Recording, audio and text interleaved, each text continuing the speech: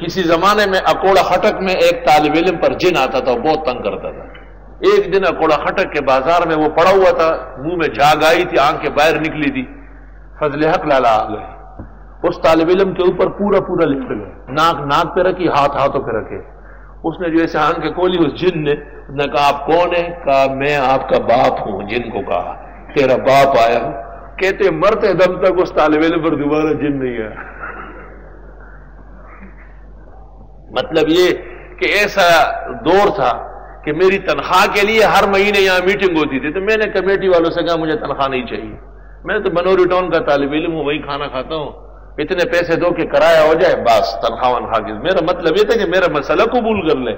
توحید و سنت میں نے آج نہیں سیکھا، درجہ رابعہ سے شروع ہو چکا ہے الحمدللہ۔ اور اسی طرز کا میں خدا کا شکر ہے کہ موحدین پیدا ہو رہے ہیں، کیسا نہ ہو کہ میری تنخواہ کی وجہ سے مجھے نکال دیں یہاں سے۔ ہر مہینے کے آخری 2-3 رات میٹنگ ہوتی تھی بڑے بڑے افسروں کی، 500 روپے تنخواہ پوری نہیں ہوتی۔ آج الحمدللہ تعالی 2,64,000 تنخواہیں بڑھتی ہے ہر مہینے، 2 لاکھ سے زیادہ وظائف تقسیم ہو رہے ہیں، 4 لاکھ کا صرف آٹا آتا ہے مہینے کا، اور سب ملا کر شاخوں کا اور یہاں 10 سے 15 لاکھ کا ایک مہینے کا خرچہ ہے۔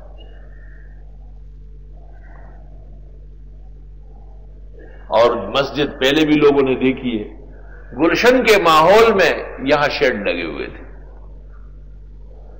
جمعے کے دن لوگ صفوں میں کھڑے ہوتے تھے اور ایک بلی دوسرے بلی کے پیچھے دوڑتی ہوئی شیڈ کے اوپر آ جاتی، تو نمازی صفیں توڑ کے بھاگتے کہ شاید کہیں سے بم پھٹا یا فائرنگ ہو رہی ہے، تو ڈس ڈس ڈس ڈس ڈس ڈس ڈس۔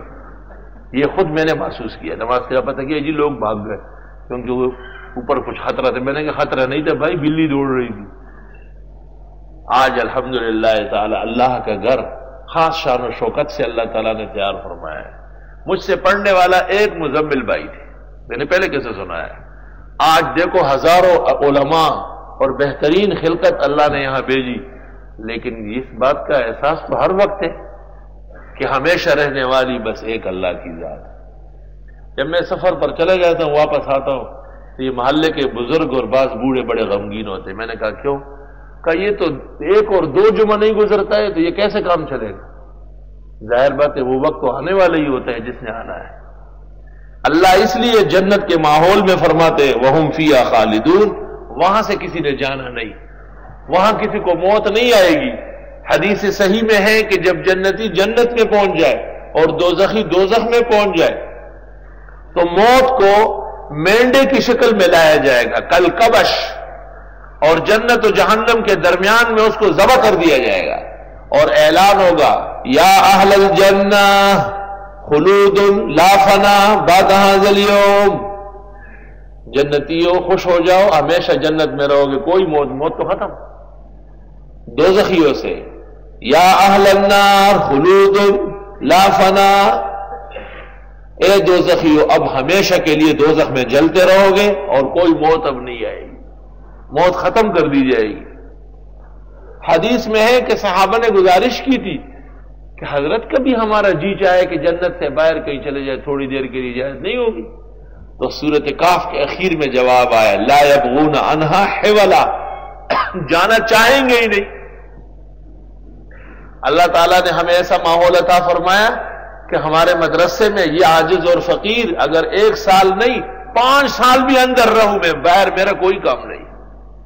ہزاروں نمازی اللہ بھیج رہے ہیں، سینکڑوں طلباء بہترین بازوق بادب اللہ بھیج رہے ہیں، ساری نعمتوں کی بارش ہو رہی ہے، ساری خوشیاں میسر ہے، مجھے باہر جانے کی کیا ضرورت ہے؟